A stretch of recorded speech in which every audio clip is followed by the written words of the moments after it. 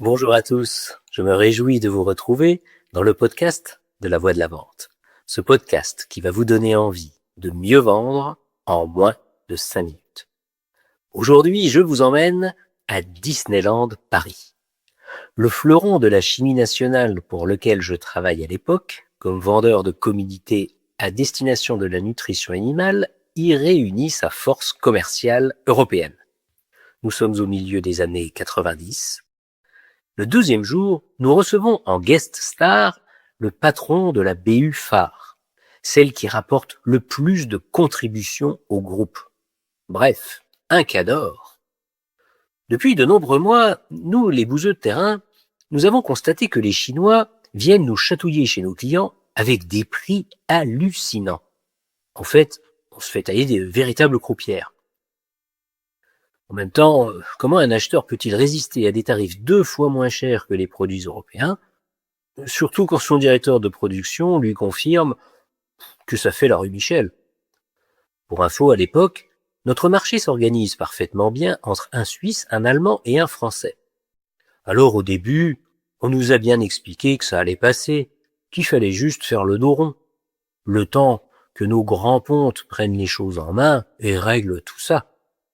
Sauf que la Bérésina continue et le fameux patron de la BU se sent obligé d'aller faire un tour en Asie pour voir ce qui s'y passe.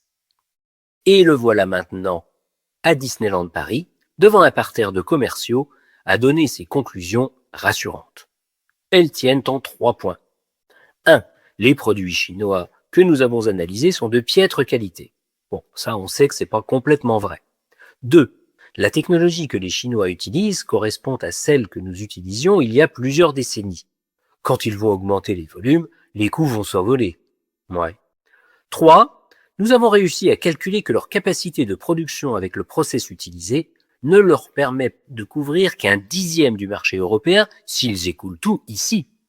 En conclusion, pour réussir à représenter une véritable menace pour nous en Europe et aux États-Unis, il va falloir qu'ils investissent massivement. Et ça élèvera le niveau de leur prix. Et puis, je vous mets dans la confidence.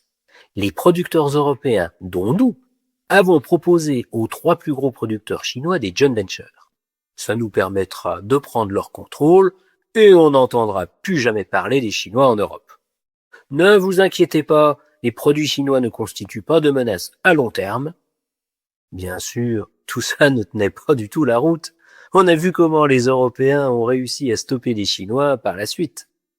Mais pour l'heure, le mot de globalisation ou de mondialisation n'existait pas encore dans le dictionnaire. On pouvait donc dormir sur nos 2 oreilles et continuer le business as usual. Jusque tard dans la nuit, nous avons dignement célébré la grandeur de notre entreprise et de ses stratèges.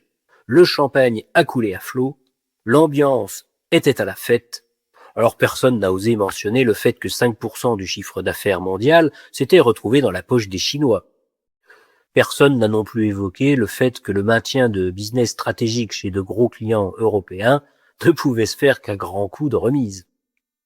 En ce jour, notre entreprise faisait une démonstration de force chez Disney. Et une entreprise forte, ça ne craint pas la concurrence. Ça l'écrase. Par la suite, les produits chinois se sont installés sur le marché. Leur technologie ne leur permettait pas de fabriquer toute la gamme de produits, mais ça leur suffisait largement. Au niveau commercial, on s'est débrouillé pour sauver les meubles là où les Chinois n'allaient pas trop. Et alors, on n'entendit plus jamais parler du patron de la BU qui eut la chance de partir en retraite anticipée avec un beau pactole. Alors maintenant, à vous de jouer, mes amis. Prenez un papier et un crayon. Listez toutes les actions que vous et votre entreprise menez pour entretenir une véritable et bonne veille concurrentielle et technologique. Voilà. Sur ce, je vous laisse et je vous dis à jeudi prochain. À bon entendeur.